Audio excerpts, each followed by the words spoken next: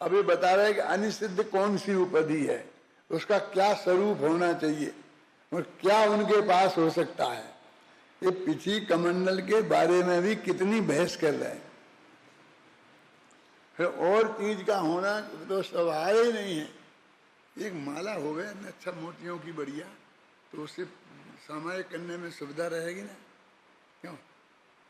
शुद्धों के लिए माला की जरूरत है, सामायिक के लिए माला की जरूरत है, और फिर वो भी कीमती। फिर रखें कहाँ? या तो गले में डाल लें, कमंडल पे डाल दें, कि कमंडल के अंदर डाल दें, कि पीछे से लपेट दें, क्या करें? हैं? कोई बोलो आप। देखो पढ़ो 223वीं का था।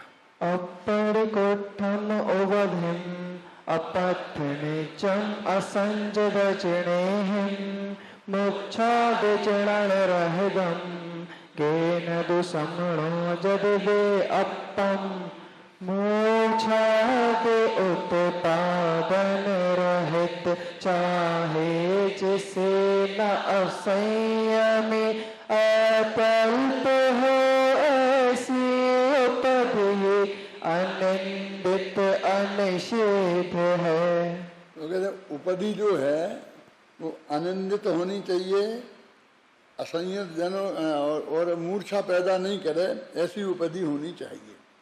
नीचे लिखा है टीका में, जो उपधि बंध की सर्वथा असाधक होने से अनिंदित है, उससे बंध नहीं होता, तो इसलिए वो अनिंदित है, निंदित नहीं। बंध हो तो निंदित है। संयमी जनों को छोड़कर अन्य किसी के काम की ना होने से असंयत जनों के द्वारा अप्रार्थनीय है। आप समझेंगे ना, असंयत लोग मांगेंगे नहीं, और रागादि भावों के बिना धारण की जाने वाली होने से मूर्छादि की अनुत्पादक है, राग से ग्रहण नहीं करते हैं लोग। यह उपधि वस्तुतः अनिषिद्ध है, उपादेय है, किंतु उक्त स्वरूप से विपरीत स्वरूप वाली उपधि अल्प भी उपादेय नहीं है।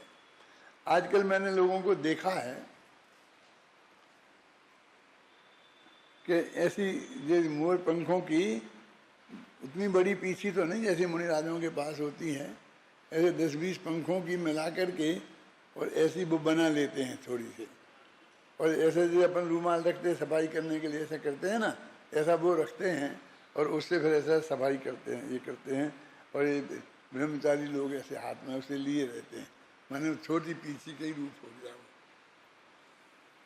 मैंने टोका उन्हें कि नहीं, आप नहीं रख सकते, क्योंकि हमारे मुनियों का चिन्ह है।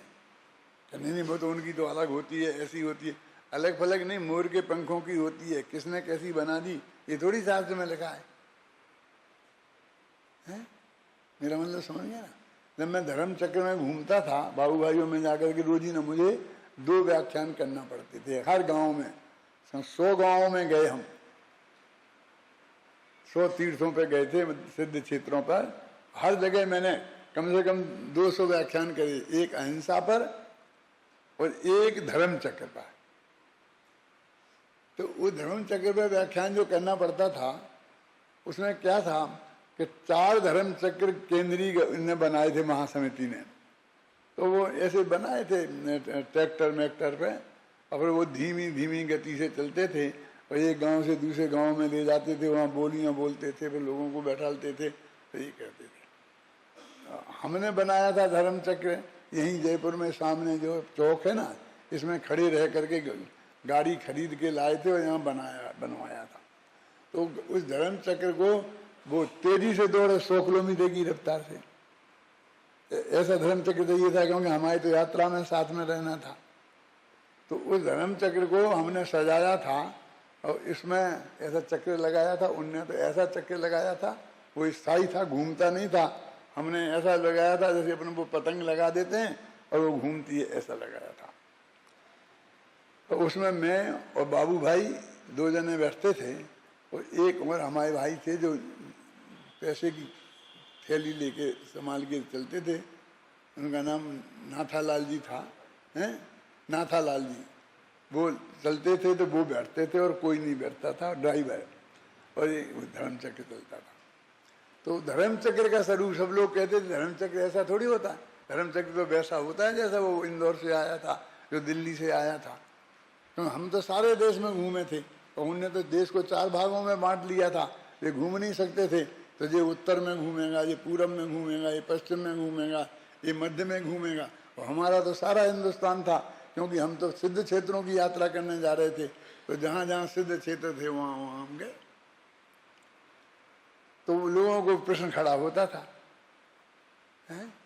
तो मैं ये कहता था कि धर्म चक्र ऐसा नहीं होता है, वैसा होता है। ये आपने कहाँ से जाना? कौन से शास्त्र में लिखा? कोई शास्त्र में फोटो है? धर्म चक्र तो होता ही नहीं है।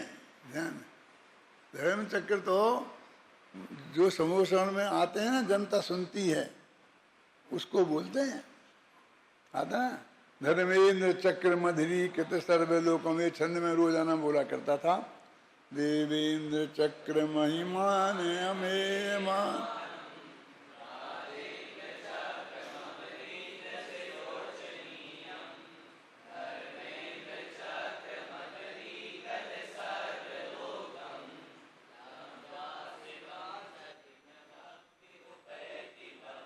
कितने चक्र हैं?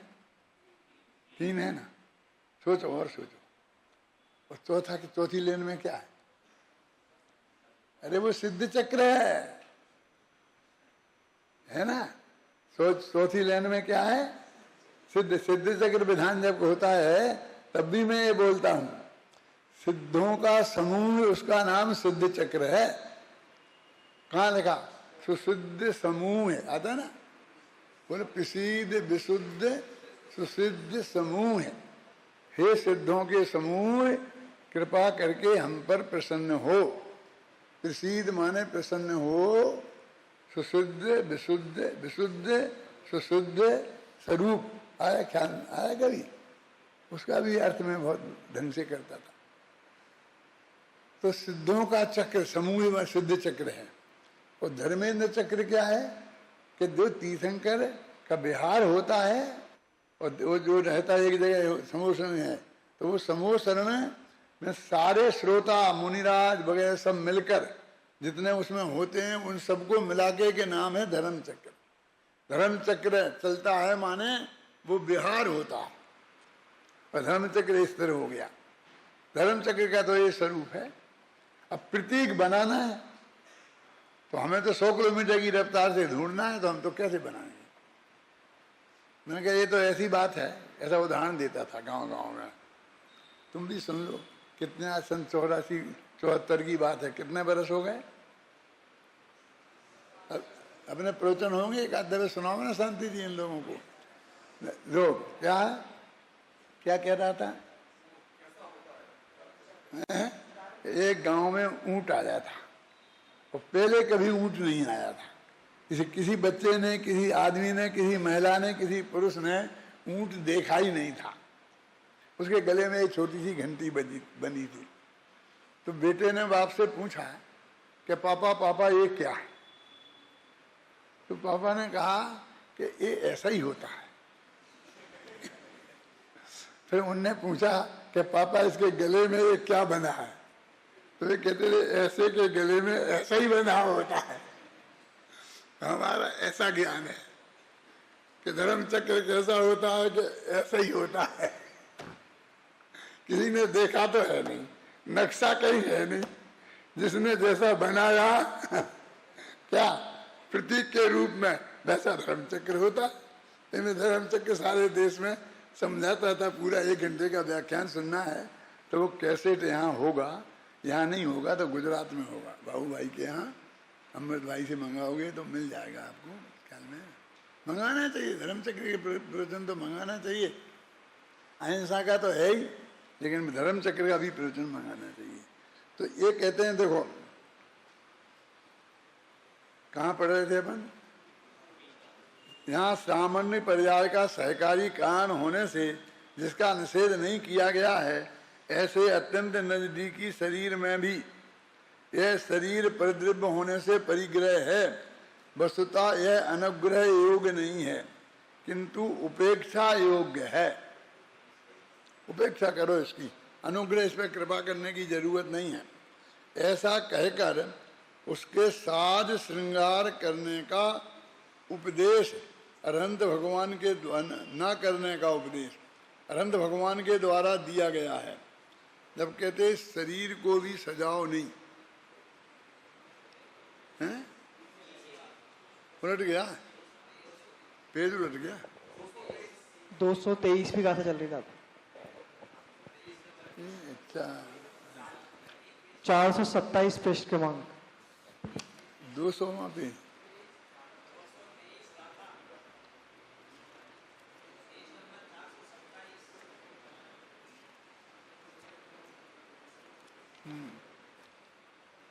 हाँ हाँ हाँ, यहाँ है ना, यहाँ पर रहा।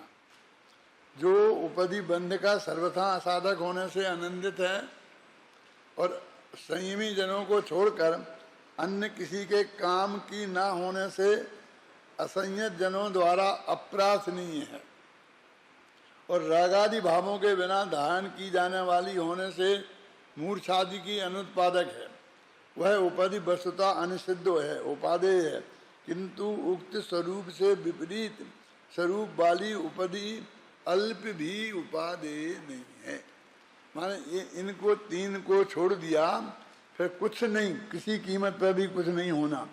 और ये तीन से भी उनने इतनी कृपा कर दी तो वो तुम्हें बंद रुक जाएगा ऐसा मत रहना, और तुम्हारी तरक्की रुक जाएगी ऐसा मत समझना, क्योंकि ये उपाधि रहते हुए साथ में गुणस्थान में नहीं जा सकते। तो रहेगी ना, तो हमने छोड़ दी ना, यहाँ कमंडल रख दिया। अब आएंगे जब साथ में से छठवें में, तब देखेंगे, मिलेगा तो मिल जाएगा, नहीं जो होगा तो देखेंगे। ख्याल में आई ना, अंदर गए तो वो तो छोड़ के ही गए, वो लेके नहीं गए। इस गाथा में मात्र इतनी बात कही गई है। आज घड़ी मत देखना, दूसरे इसके बाद पीरियड मीरियड है, वो समझ लो कि नहीं है ना। जब मुनिराज अब्बाद मार्ग में होते हैं तब उनके पास तीन वस्तुएं हो सकती हैं, दया का उपकरण पीछी, संयम का उपकरण कमंडलू और ज्ञान का उपकरण शास्त्र। ये तीनों वस्तुएं आनंदित, अप्रार्थनीय और रागादि की अनुत्पादक होना चाहिए। पीछी और कमंडलू गृहस्थों के काम के नहीं हैं, इसलिए उन्हें कोई मांगेगा नहीं, इसलिए अप्रार्थनीय है। कीमती नहीं है, इसलिए कोई चुराएगा नहीं, और आकर्षक नहीं है, इस कारण कोई राग को उत्पन्न नहीं करेंगे। महाराज ही को राग उत्पन्न कर दें बहुत ज्यादा बढ़िया हो तो पीछी को भी हाथ फेरते रहते,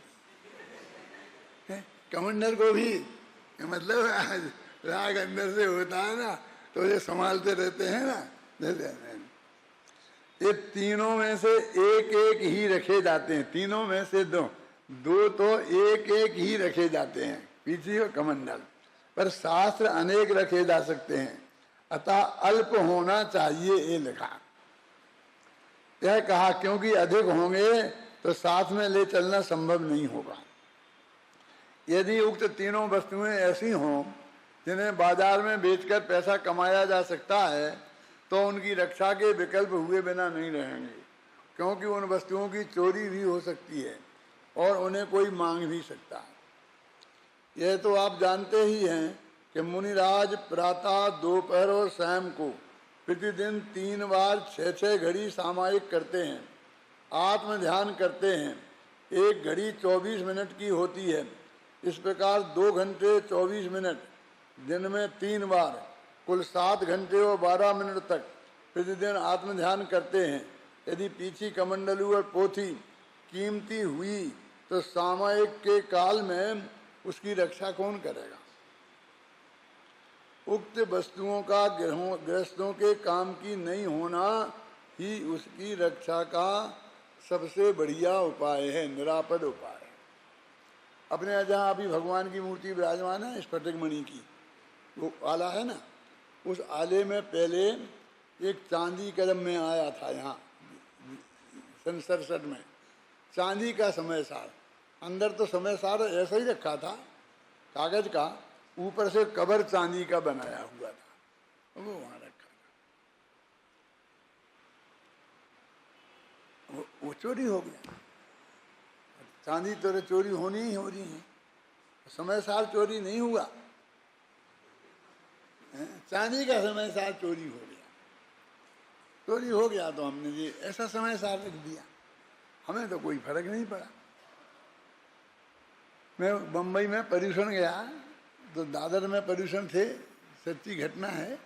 तो वहाँ गए, वो शांतिलाल जी है ना, ऋषभ दास के लड़के, आप जानते हो शांति जी, उनने एक बढ़िया चांदी का समय सार का कवर बनाया और मुझे भेंट किया सभा में। तो मैंने कहा भाई मैं तो नहीं लूँगा, ये क्या करना।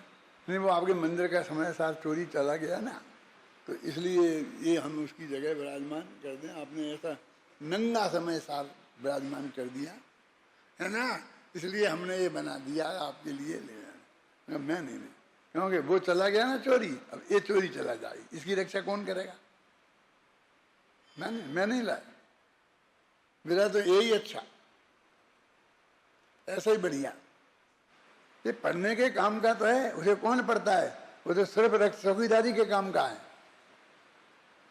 अब हम हर एक को शास्त्रों को बना बना के ऊपर से कवर चढ़ाते हैं, फिर उसमें सोना चांदी मरते हैं, फिर उसमें ये कुछ ना कुछ करते रहते हैं।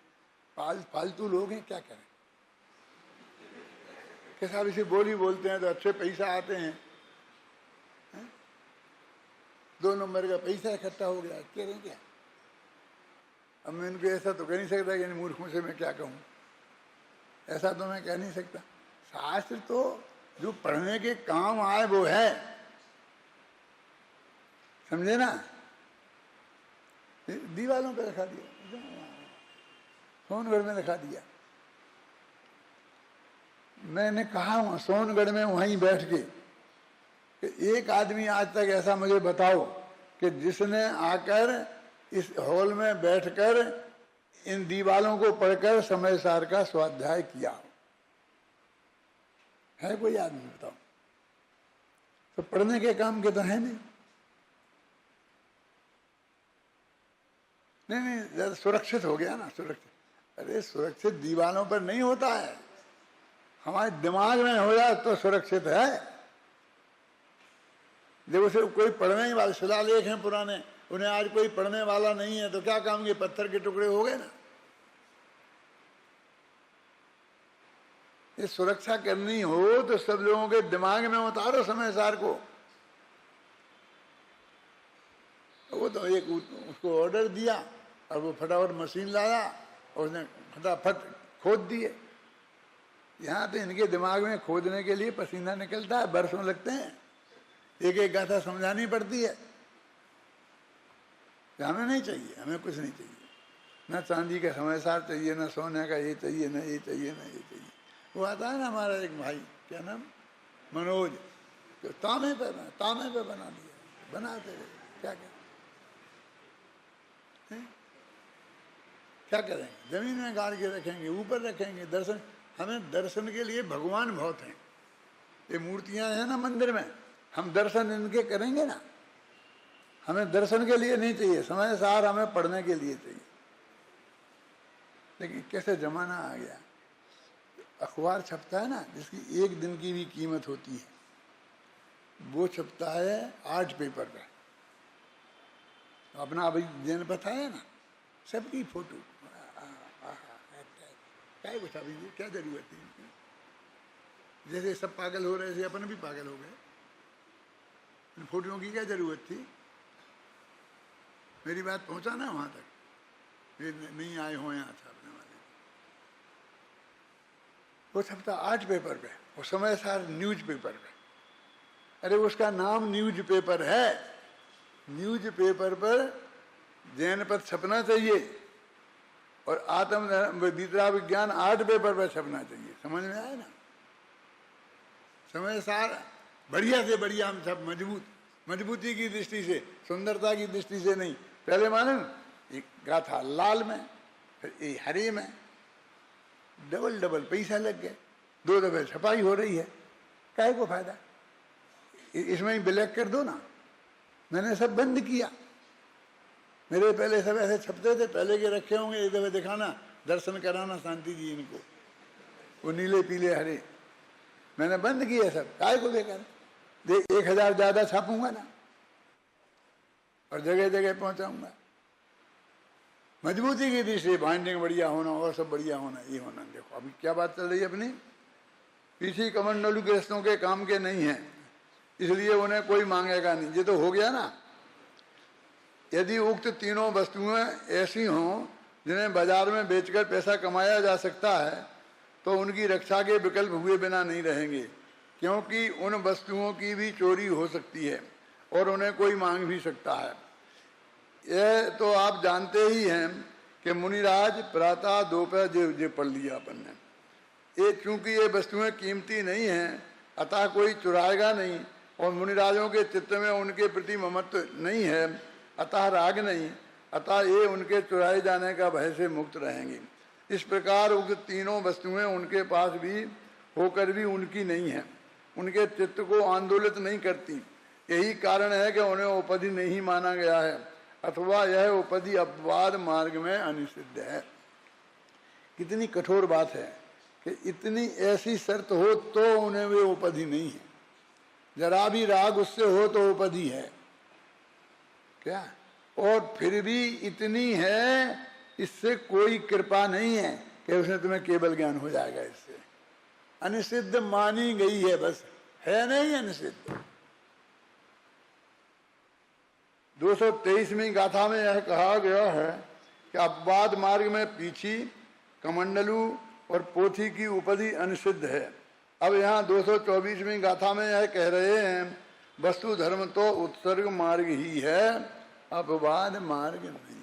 क्या देख रहा है घड़ी, पढ़ो अभी एक गाथा और 224 पूरी करनी है। किम किंचनत्ति तक्कम अपलब्धव कामणोत देहे संगत्ति जनवरिंदा अपणिकम मत्तनो दिठा। जब देह भी है परिक्रय उसको सजाना उचित न, तो किस तरह हो न सब जिन देह में ऐसा कहा।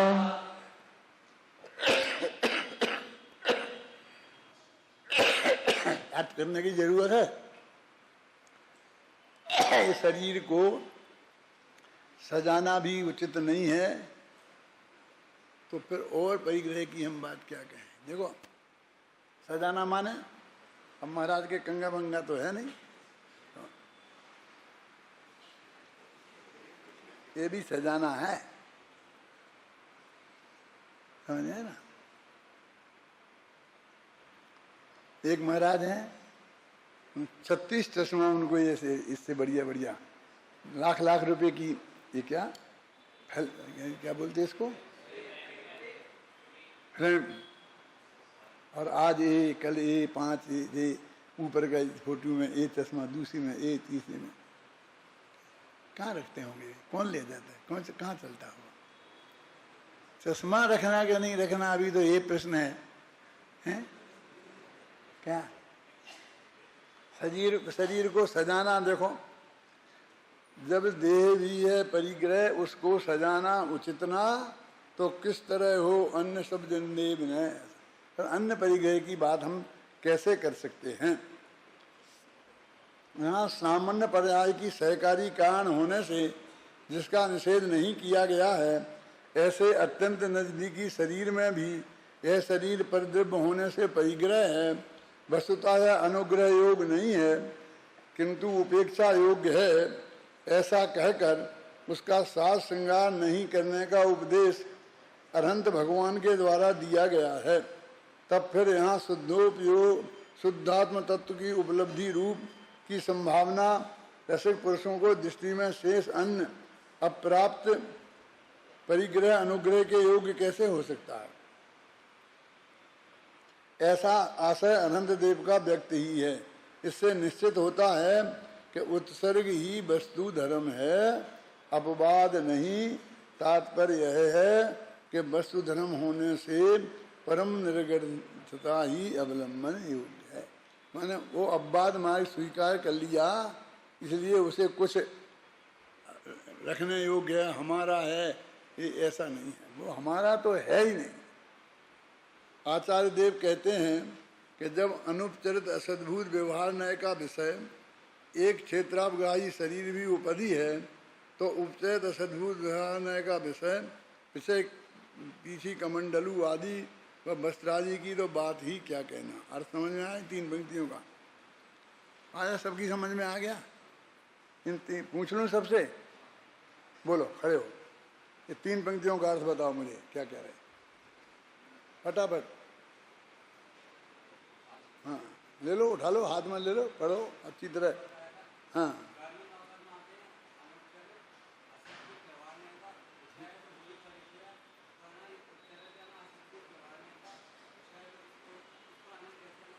ये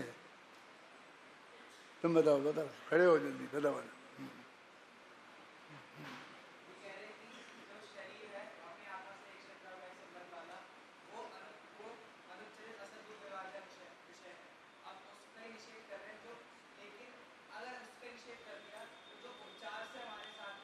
उपचरित असद्भुत व्यवहार न्याय के विषय हैं स्त्री पुत्रादि मकान जायदाद, उनकी तो धर्मशाला वगैरह है, उनकी तो हम बात कह ही नहीं सकते। समझ में आ गया? पूरा तो बैठो, चलो। शरीर की स्थिति तो यह है कि उसे छोड़ा नहीं जा सकता, पर उनमें से अपनत्व तो तोड़ा जा सकता है। यही कारण है कि आचार्य देव उसका उदाहरण देकर अन्य परिग्रह का पूर्णता निषेध कर रहे हैं। अब आचार्य जयसेन की टीका में जो गाथाएं हैं उनका पर प्रवचन जब आएंगे तब करेंगे। कब? 15 सितंबर को मैं आऊँगा, और यदि प्रवचन करने लायक रहा तो 16 से प्रवचन शुरू कर दूंगा, और नहीं तो जो होगा सो होगा। क्या ये जो गाथाएं हैं इसके बाद में 20 से, ये 20 वो नहीं है अपनी गाथाएं, अपनी तो 24 है। ये 20 से लेकर के जो ये गाथाएं हैं इस पे मैं ज़्यादा नहीं बोलूँगा, बस पढ़ूँगा। आप समझ गए ना? और एक आध कुछ कमेंट्स करना होगा तो करूँगा, और बाकी आगे बढ़ जाऊँगा। तो फिर अपनी जो 25वीं गाथा आएगी ना 24 के बाद, ओ पेज नंबर 435 पर, वहाँ से अपना चलेगा। 435 पर है, 434 पर। क्या ये लोग तुम पढ़ लेना। ये श्वेतांबर मत की दृष्टि से वर्णन है, और इसमें ज़्यादा है भी नहीं। इसमें गाथाएं लिखी, उनका अर्थ लिखा सामान्य भाषा में, और मैंने पद्यानुवाद किया था, वो है। बाकी टीका में कोई खास है नहीं, उसी बात को दोहरा दिया गया है। तो एक तरह से अपने 24 गाथा तक माने ये भी हो गई, और अब अपनी जो आएगी 225वीं गाथा, वहाँ से अपना आरंभ होगा।